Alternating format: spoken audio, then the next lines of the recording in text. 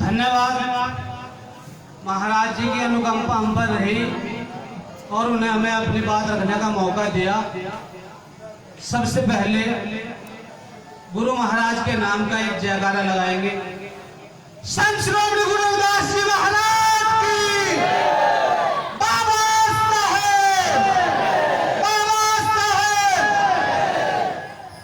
आदि धर्म के महान संत, संतों के संत, परम संत संत श्रोमणी गुरु रविदास जी महाराज के चरणों में कोटि कोटि नमन और नमन करता हूँ। संविधान के जनक, संविधान के निर्माता, दलितों के मसीहा, नारी के मुक्तिदाता, परम पूजनीय बोधिसत्व बाबा साहेब डॉक्टर B.R. अम्बेडकर जी के चरणों में कोटि कोटि नमन और नमन करता हूँ। हमारे राजनैतिक गुरु वामसेव DS4 और बहुजन समाज पार्टी के जन्मदाता मान्यवर साहब काशीराम जी के चरणों में कोटि कोटि नमन और नमन करता हूँ। उन महान आत्मा को जिनके उपलक्ष्य में आज ये उमरपुर की पावन धरा पर सत्संग हुआ है और ये हर वर्ष होता है। उमरपुर की पावन धरा के सभी सम्मानित व्यक्तियों का भी दिल की गहराइयों से धन्यवाद। दूर दराज से आए संत महंत, साध संगत सभी का मैं नतमस्तक होकर नमन करता हूँ। साथियों, आज मुझे सबसे अच्छी बात तो ये लगी संचालक महोदय जी के माध्यम से कि जो भी वाणी कही जा रही है उसका आपको सार समझाया जा रहा है। अक्सर ऐसा होता नहीं। मेरा एक अनुरोध भी है, जो आने वाले शक्ति है, जो गायक है, गुरु रविदास जी की एक जो जीवन परिचय है उस पर भी एक प्रकाश डालें, बतावें कि ऐसी व्यवस्था को तोड़कर, जाति व्यवस्था को तोड़कर हमारा आध्यात्मिक जो मान बढ़ाया है वो गुरु रविदास जी महाराज ने बढ़ाया है। तो उनके विषय में भी बात रखें और बताएं कि ऐसी मानसिकता उन लोगों की थी उस समय पर भी जो आज भी है, और उनका सबका गुमान चकनाचूर करते हुए महाराज जी ने जो हमारा मान बढ़ाया, उस विषय पर भी जो भी गायक आए वो थोड़ी बात अपनी रखें। क्या था, गुरु रविदास जी के समय पर भी जाति व्यवस्था चरम पर थी। महाराज जी मौन अवस्था में रहकर भी जो ब्राह्मण थे, जो अपने आप को सिद्ध पुरुष मानते थे, महाराज जी को जाति सूचक वर्ड बोलते थे, उन्हें प्रताड़ना देते थे। परंतु वो गुरु महाराज के अवतार थे, उन्होंने मौन रहते हुए भी हमारा मान बढ़ाया। एक बार क्या हुआ, बहुत व्यवस्था ऐसी रही जिसमें प्रताड़ित हुए। जब महाराज जी नहाने के लिए भी जाते थे तब भी ब्राह्मण समाज के लोग कहते थे कि आप उधर नहाओगे जिधर हमारा नहाया हुआ पानी जाता है। ऐसे ही हुआ, गुरु रविदास जी जब स्नान करने के लिए गए, ब्राह्मणों का ये दिन प्रतिदिन का यही नियम था कि जो रविदास है, जो कौम से शूद्र है, वो उधर नहाएगा जिधर से हमारा नहाया हुआ पानी गुजरता है। और महाराज जी नहा के मौन अवस्था में आ जाते थे। कहा कि रविदास कुआं एक है, रविदास कुआं एक है, पानी भरे अनेक और बर्तन में ही भेद है, वरना पानी सब में एक। तो ये केवल व्यवस्था थी, जाति व्यवस्था। शूद्र कहकर प्रताड़ित थे। आज भी पानी सभी के लिए एक है, परंतु जाति व्यवस्था के आधार पर बांटा गया है। गुरु महाराज ने आडंबर से बचाया, हम लोग आडंबर में घुसे। मैं भी संत महात्माओं से यही बात कह रहा था और आने वाले गायक से भी कि आप जब आए महाराज जी के जीवन परिचय पर प्रकाश डालने और आडंबर से मुक्ति का रास्ता बताएं, क्योंकि आडंबर में हमारे लोग दिन प्रतिदिन घुसते जा रहे हैं। इन्हें ऐसी बतावे कि भाई आडंबर से बचाव हो। महाराज जी ने भी खंडन किया था इस चीज का। कहा था कि मुक्ति जोड़ो हाथ खड़ी क्या कर ले काल विचारा, मुक्ति जोड़ो हाथ खड़ी क्या कर ले काल विचारा, कहने विदास सुना दे संतो सबका खेल हमारा। उन्होंने आडंबर से बचाव किया था। परंतु हमारे समाज में आडंबर की जो शुरुआत होती है वो महिलाओं से होती है। और मैं जब भी आता हूँ यहाँ तो महिलाओं के इस बारे में समझा के भी जाता हूँ, और कहीं ना कहीं इस चीज का फर्क भी पड़ता होगा। हमारे उमरपुर में से ही हमारी बहन है जिनका यूपी पुलिस में नंबर भी पड़ा है, और शायद वो चली भी गई तो वो आडंबर से नहीं गई। ये बात सभी हमारी बहन ध्यान रखें, और हमारी माता भी ये ध्यान रखें कि वो आडंबर से नहीं गई, वो मदद से नहीं गई, वो केवल गई तो बाबा साहब की संविधान की देन से गई, शिक्षा से गई। संत महात्मा जो सत्संग करते हैं वो गुरु महाराज की वाणी के माध्यम से आपको समझाते हैं कि हमारे जीवन में इनका क्या महत्व है। और हम कहते हैं अपनी भाषा से कि सत्संग है। सत्संग ये है, अपने परिवार को सक्षम बनाइए, अपने बच्चों को अच्छी शिक्षा दीजिए, अपने बच्चों को अच्छी राह दिखाइए, गरीबों को साथ दीजिए, और समाज के उत्थान के लिए काम करें। हमारे बच्चे जो पढ़ना चाहते हैं उसकी मदद करें, हमारे बच्चे जो पढ़ना चाहते हैं उनकी मदद करें। इस चीज से समाज की उत्पत्ति भी होगी। जब हम लोग आर्थिक रूप से मजबूत होंगे, सक्षम होंगे, हम हर तरीके की लड़ाई लड़ेंगे। उसमें हम संतों महापुरुषों का सम्मान करेंगे सत्संग के माध्यम से, और संत महापुरुषों की सेवा भी करेंगे, क्योंकि हम आर्थिक रूप से मजबूत हैं। मदद भी करेंगे, कोई समाज पर उत्पीड़न होगा उसके साथ कंधे से कंधा मिला के खड़े होंगे। जब गोपीचंद हुए राजा थे, पता लगा कि कुछ साथ नहीं जाना, कुछ हाथ नहीं जाना, छोड़कर फकीरी ले ली। ऐसा ही सिकंदर के साथ हुआ। पता लगा कि कुछ साथ नहीं जाना, कुछ हाथ नहीं जाता। गुरु महाराज के चरणों में अरदास लगी और कहा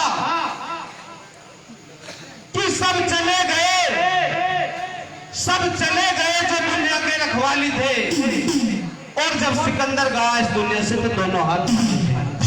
राजा था, धन दौलत थी, ज्ञान हुआ, गुरु की शरण में चले गए। सब छोड़कर, सबको यहीं से जाना है, सब छोड़ के जाना है, आत्मसम्मान लेके जाना है, कौम के प्रति समर्पण रहे। अब बाबा साहब ने हमें कहा शिक्षित बनो, संगठित रहो, संघर्ष करो।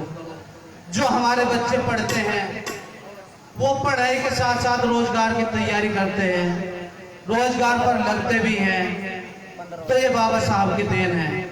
आज की जो जनरेशन है वो जागरूक हो रही है, और ये संत महंतों आप लोगों के आशीर्वाद की दया है सब, क्योंकि आप लोग जाते हैं समाज में जागरूक करते हो।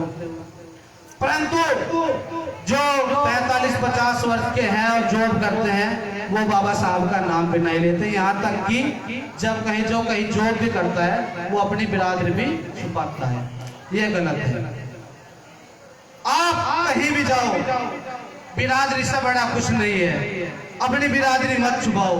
हम चमार है। गुरु समनदास जी महाराज जी कहते हैं कि हर वो मनुष्य चमार है, क्योंकि जैसे चांद और मैं से मांस और जैसे रक्त बनता है, हर व्यक्ति चमार है। परंतु हमारे ही लोग चमार होने के बाद भी अपनी बिरादरी को छुपाते हैं। ये गलत है। कोई कुछ नहीं करने का संविधान ने अधिकार दिया है, संवैधानिक अधिकार है हमारा। कोई पीड़न करता है आवाज उठाएं। अब महिलाओं के प्रति भी मैं थोड़ी बात रखूंगा। एक बात और भी है, ऐसा था जब बाबू जगजीवन राम जी मंत्री हुआ करते थे, तो वो जब गांव में आते थे तो जो वहां के संपन्न लोग थे वो कहते थे कि जगजीवन बाबू, सुना है तुम दिल्ली में बड़े आदमी हो गए हो। उन्होंने कहा नहीं चौधरी साहब, हम बड़े आदमी नहीं हैं, हम तो आपके नौकर हैं।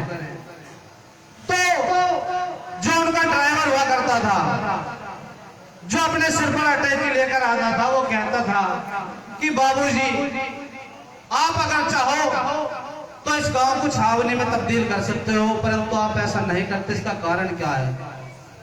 तो बाबूजी ने कहा कि मैं यहाँ एक दिन के लिए आता हूँ, अगर मैं इनको अपनी पावर दिखाऊं, अपनी ताकत दिखाऊं, तो ये हमारे लोगों का दिन प्रतिदिन उत्पीड़न करेंगे, मैं यहाँ से चला जाऊंगा।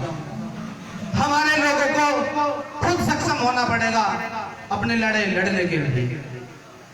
तो जो हमारी महिलाएं हैं मैं उनसे भी अनुरोध करूंगा, देखो जो ये होता है, व्रत होता है और ये चिल्ले होते हैं, ये एक शरीर को कष्ट देने का साधन है, मोक्ष की प्राप्ति नहीं है। अगर आप ये सोचते हो कि हम व्रत रख के या चिल्ला खींच के और पड़ोसी का गला काट के हम वहां में मोक्ष की प्राप्ति हो जाएगी, तो ये गलत है, ये व्यर्थ है। ऐसा नहीं होगा।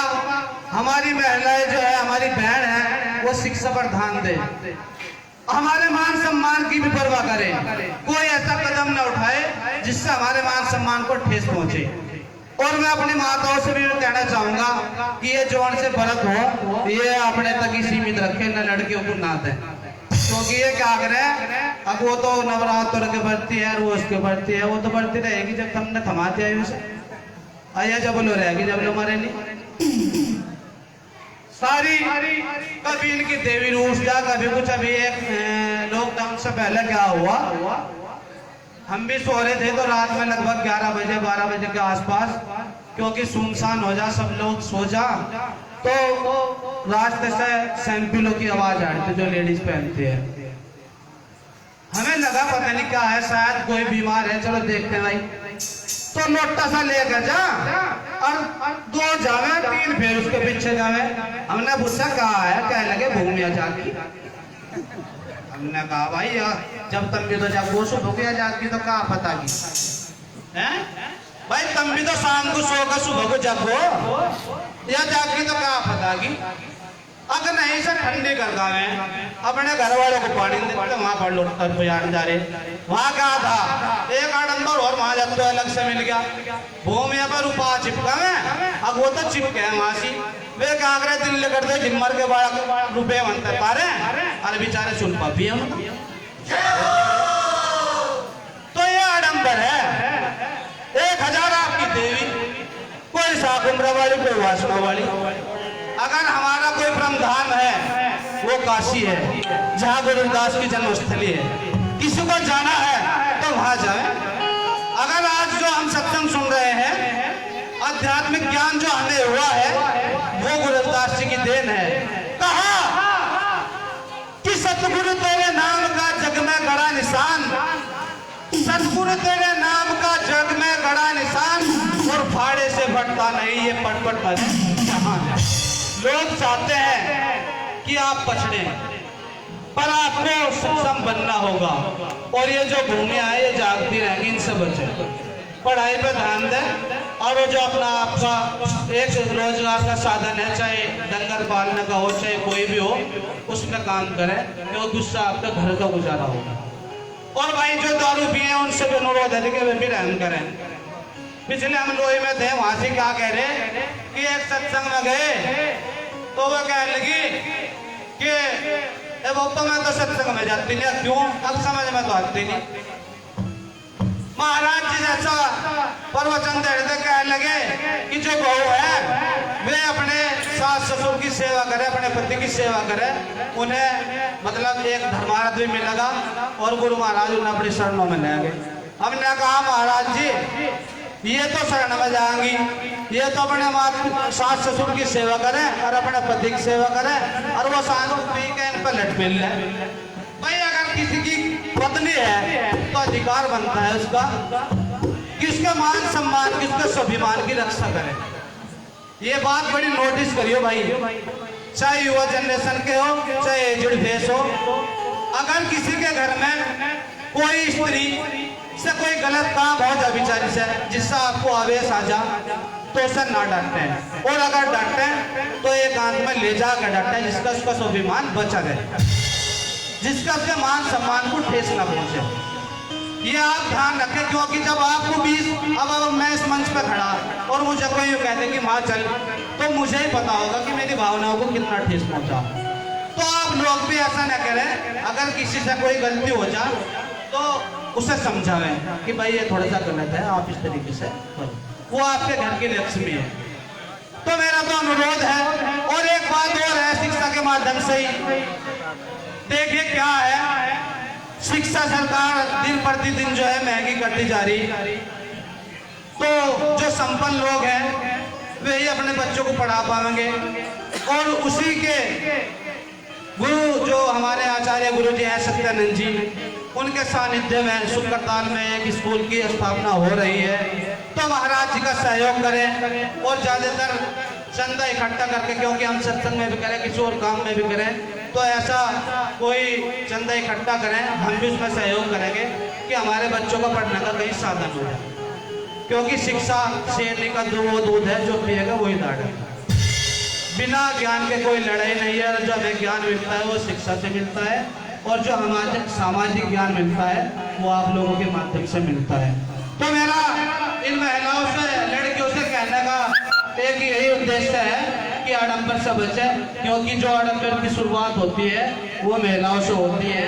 कहीं कहीं ढाल की देवी रख रखी इन्होंने, तो कृपा करके इस पर थोड़ा ध्यान दें और गुरु महाराज जी की शरण में जा, दिन प्रतिदिन उनका पूजा पाठ करें और अपने घर परिवार में सुख शांति की अरदास करें, अपने बच्चों को शिक्षा का उद्देश्य बढ़ाएं। इसी के साथ मैं अपने वाणी को विराम देता हूँ।